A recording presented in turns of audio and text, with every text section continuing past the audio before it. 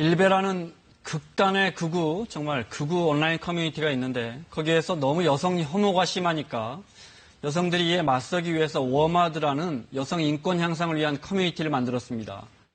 그런데 정말 도를 너무 넘습니다. 일베를 비판하다가 일베를 닮아버린 건 아닌지 괴물이 돼가는 워마드 이야기 좀 해보겠습니다.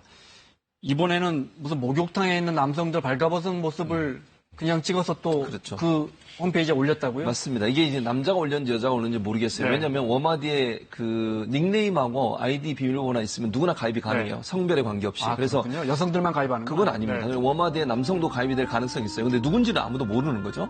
다만 그래서 직접 남성이 안에서 찍었을 가능성도 있고요. 아니면 네. 여성이 몰래 카메라를 통해서 찍어야 되는 거 아니겠습니까? 여성이라고 네. 하면 만약에 그 두 가지 가능성을 열어놓고 수원에 있는 남탕에서 옷을 벗고 있는 장면을 찍어서 올리면서 네.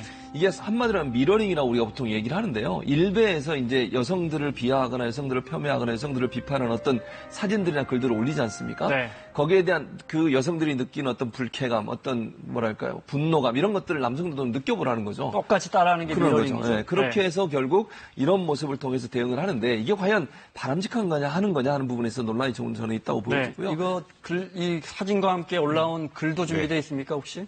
언제 어디 목욕탕에서 내 헐벗은 몸이 찍혀서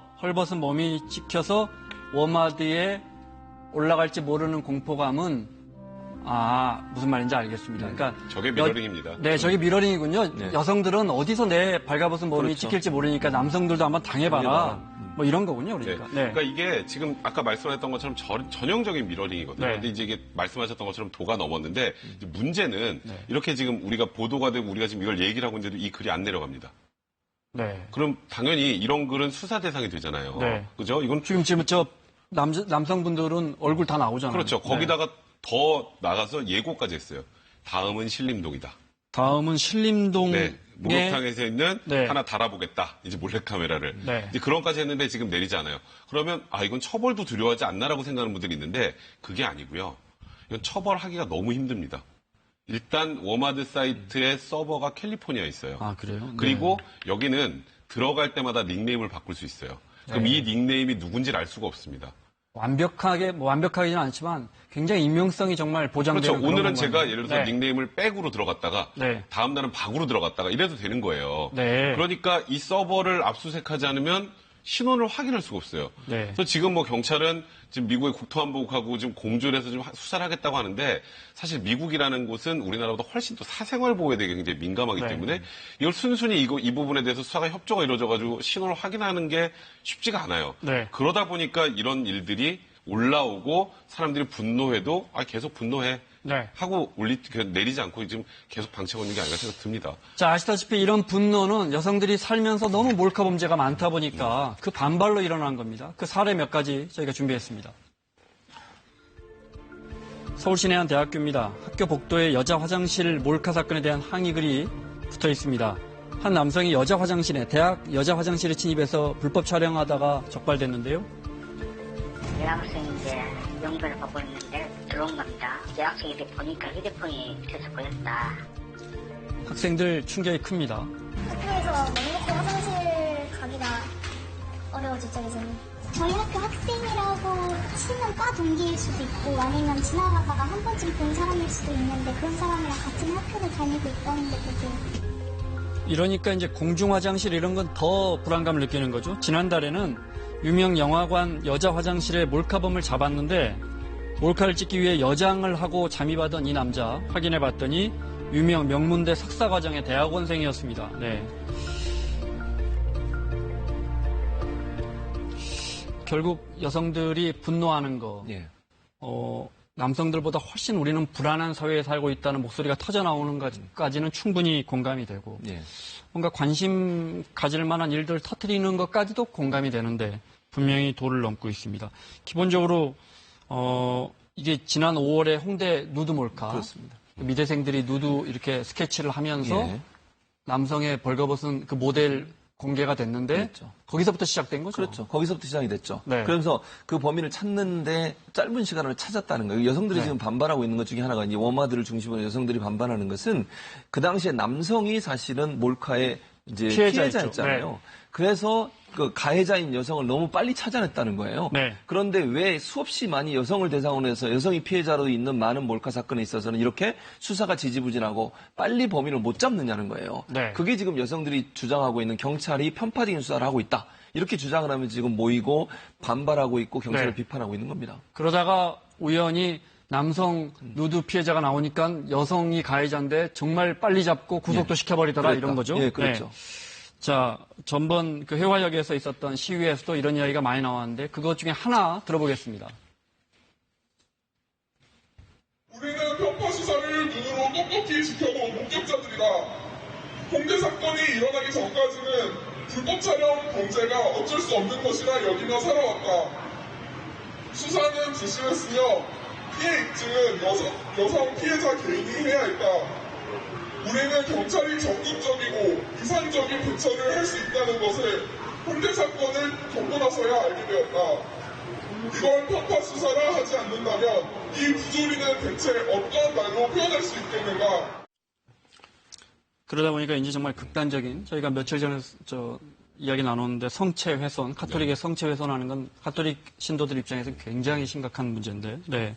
그 밖에도 여러 일들이 지금 너무 심한 게 많죠, 지금. 그러니까 지금 올라오는 것 중에 정말 충격적인 건 예를 들어서 버스 안에서 자고 있는 남성에게 이렇게 식칼을 겨누고 있는 걸 사진 찍어서 올리고. 네. 그다음에- 그냥 남성이라는 이유인 거죠. 네, 그렇죠. 그러니까 남성은 무조건 적인 거예요. 지금 네. 워마드 사이트 내에서 일부 이런 내용들을 보면. 네. 거기다가 이제 정말 끔찍하게 남자아이를 낙태한, 그 네. 낙태한 사진을 찍어서 또 올리고요. 네. 그 다음에 뭐 동네역 앞에서는 아동을 살해하겠다. 근데 네. 이 아동을, 남자 아동을 이 워마드에서 무슨 용어를 쓰는지 아십니까?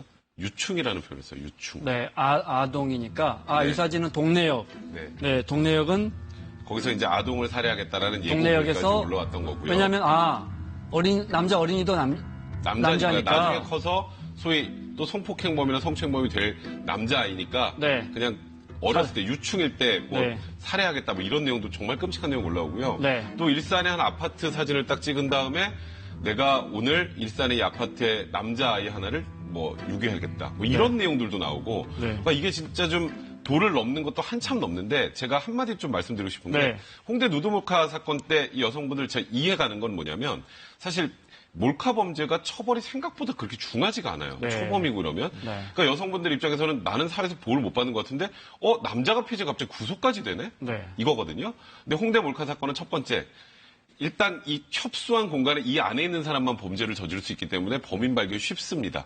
다른 사건에 비해서. 네. 또 두 번째 그 사건은 공개를 해서 많은 사람들이 봤기 때문에 피해가 커서 구속이 된 거예요. 네. 그러니까 이게 같은 것은 같고 다른 것은 다르게 생각을 하셔야 되는데 이게 남자가 피해자니까 빨리 됐고 그리고 여자 가해자는 중하게 처벌한다라고 너무 심하게 오인을 하시는 것 같아요. 그거는 네. 분명히 다르다는 걸 좀 그거야 이해하셨으면 좋겠습니다. 백성 변호사가 전문가니까 법리적으로 살폈겠지만 그렇게 오해할 수밖에 없는 네, 여성들의 그렇죠. 정서에는 저도 그건 충분히 공감을 그렇죠. 해요. 그동안에 왜 이렇게 우리 사회 보호받지 전체가 못했느냐. 화장실 하나 못 들어가는 만큼 불안한데 그동안에 이제 쌓여왔던 게 터져 나가는 것 같습니다. 근데 이제 돌 너무 넘고 사실은 저희가 오늘 설명 못 드리는 사건도 너무 많습니다. 뭐 이렇게 입에 담기 힘든 사례가 너무 많아서 워마드 차라리 폐쇄해달라 이런 청원도 뭐 이어지고 있는 거죠. 그렇습니다. 뭐 몇백 건이나 올라왔어요. 네. 오마드 폐쇄해달라. 근데 이제 문제는 아까도 백성 변호사 얘기했지만 지금 이 사이트 자체가 서버가 미국에 있지 않습니까? 네. 그러니까 폐쇄가 우리나라에서 사실 방송통신심의위원회 심의에 걸리면 이 네. 문제를 삼으면 방통위원회가 명령을 할 수 있습니다. 폐쇄를. 문제가 있는 어떤 사이트 같은 경우. 그런데 우리나라에 서버가 없기 때문에 이걸 우리나라에서 수척을 할 수가 없는 구조가 되는 거죠. 네. 그래서 지금 어려운 상황이고 또 하나는 이제 물론 이제 이렇게 아주 명확하게 불법적인 행위를 하거나 아니면 위협적인 행동을 했을 경우에는 폐쇄를 명령할 수 있지만 표현의 자유 문제와 또 부딪히게 돼요. 네. 그러니까 일베 같은 경우도 사실 폐쇄를 못하는 이유 중에 하나가 거기에 뭐 여성들에 대해서 폄훼하고 특정 지역의 사람들, 출신 사람들에서 폄훼하는 얘기가 많이 올라오잖아요. 네. 그래도 그걸 표현의 자유 범위 내에서 뭐 문제가 되는 글들을 삭제하라고는 얘기하지만 아예 네. 사이트 자체를 폐쇄하라고는 말하기가 좀 힘든 일베도 상황이에요. 서버가 해외에 있나요? 그건 정확하게 모르겠습니다. 네. 근데 아마 제가 그러니까 그것도 궁금했어요. 왜 일베를 폐쇄 안 할까? 그런 그러니까 이유가 있는 거죠. 그런 이유가 있는 네. 거죠. 그래서 그 문제가 되는 글을 삭제하라고 명령할 수 있어요. 네. 그런데 아마 일베는 제가 할 때 국내에 있는 걸로 알고 있는데 네. 정확한 건 확인해 봐야겠습니다만 그럼에도 불구하고 방통위가 이걸 폐쇄까지 할 수 없는 이유는 네. 그렇게 됐을 때는 일부 그렇죠. 뭐 보수층이나 아니면 일베를 지지하는 층에서 표현의 자유 억압이다. 헌법적 네. 가치 훼손이다. 이렇게 공격을 할 수 있기 때문에 상당히 그것도 쉽지 조심스럽게 않다. 접근해야 됩니다. 네. 어떻게 하죠? 지금 뭐 우리가 요 얼마 동안 페미니즘이 네. 정말 자리를 잡고 있는 과정에서 어떻게 보면 작은 돌출이라고도 볼 수 있지만 도를 너무 넘습니다. 어떻게 하죠? 그러니까 진짜 이게 걱정이 되는 건 뭐냐면요. 저는 여성 인권 신장을 위한 페미니즘 운동은 반드시 필요하다고 생각이 들어요. 근데 페미니즘의 운동의 가장 중심은 뭐냐면요. 남자와 여자의 연동. 그리고 그 안에서 여성의 인권의 신장. 이게 연동이 돼야 되는데 이건 지금 현재 나오고 있는 이 워마드, 극단적으로 레디컬 페미니즘이라는 표현도 많이 쓰던데요. 거기는 자꾸 이게 분리예요. 네. 남자는 적, 우리의 적. 그러니까 저 적은 없애야 돼요. 이쪽이에요. 이제 그러면 사회 같은 구성원으로서 같이 살아갈 수가 없어요. 그리고 오히려 정말 걱정되는 건 제대로 된 페미니즘 운동을 하시는 분들에게 오히려 일반 남성들 또 이런 또 반대쪽에 있는 사람들은 페미니즘을 이걸 같은 워마드에 지금 나오는 얘기랑 같이 봐버리는 경우가 있어요. 그러니까 정상적인 여성의 인권 신장에도 별로 도움이 안 됩니다. 이거는 이 행위를 하고 계시는 분들이 또 이걸 아마 우리가 이 얘기하는 걸 보고 또 이해를 못할 수도 있겠지만 조금만 깊이 생각해 보시면 어떤 방향이 더 옳은지 이해가 되실 것 같아요. 네. 예, 페미니즘이라고 하는 것은 남녀가 평등한 걸 얘기하는 겁니다. 차별받지 않는 걸 얘기하는 거거든요. 어느 성적인 대결의 문제가 아니라 남성과 여성의 대결의 문제가 아니라 남성이든 여성이든 성의 다름 때문에 사회에서 차별받거나 어떤 형태의 차별이 존재하지 않는 세상을 만드는 게 페미니즘의 목표거든요. 그런데 지금 워마드의 하는 행동을 보면 페미니즘의 차원을 넘어서서 남성을 공격 대상으로 삼고 공격을 하고 그렇게 되면 성적 대결이 되지 않겠습니까? 이건 절대적으로 페미니즘이 원하는 어떤 가치가 아니라고 저는 생각을 합니다. 그래서 페미니즘의 가치인 공동체 삶에서 남성과 여성이 차별받지 않는 사회를 만드는 일에 함께 노력하는 게 필요하다는 생각이 듭니다. 알겠습니다. 거기 보니까 아버지도 남성이니까 적이고 그렇죠. 네. 조그만 아이들까지도 적으로 삼죠. 자, 마무리할 시간입니다. 자, 사진관 보겠습니다. 총기 소지 운동을 해온 29살의 마리나 부티나라는 러시아 여성이 워싱턴에서 스파이 혐의로 체포됐습니다.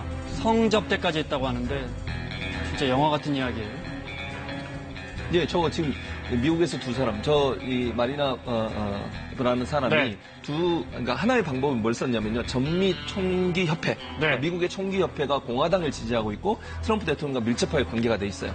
그 전미 총기 협회를 통해서 공화당 인사들과 접촉을 하고 있고 공화당의 자문위원을 하고 있는 사람과 실제 함께 생활을 하고 있는 것을 알려주고 있습니다. 그러니까 결혼은 안 했지만 실제 부부 사이인 걸로 알려주고 있고요. 또 다른 남성에게 성상납을 통해서 정보를 빼내려고 했던 시도를 하고 했었다라고 지금 알려주고 있습니다. 저는 그런 얘기까지 할 필요는 없을 것 같고요. 제가 다 설명해 주셨으니까 영화 같은 현실이라고 하는데 현실에 이런 게 없으면 영화로 못 나옵니다. 알겠습니다. 마치겠습니다. 백성문 변호사, 최진봉 교수님 수고하셨고요. 사사건건 다음 주 월요일에 다시 찾아뵙겠습니다. 고맙습니다.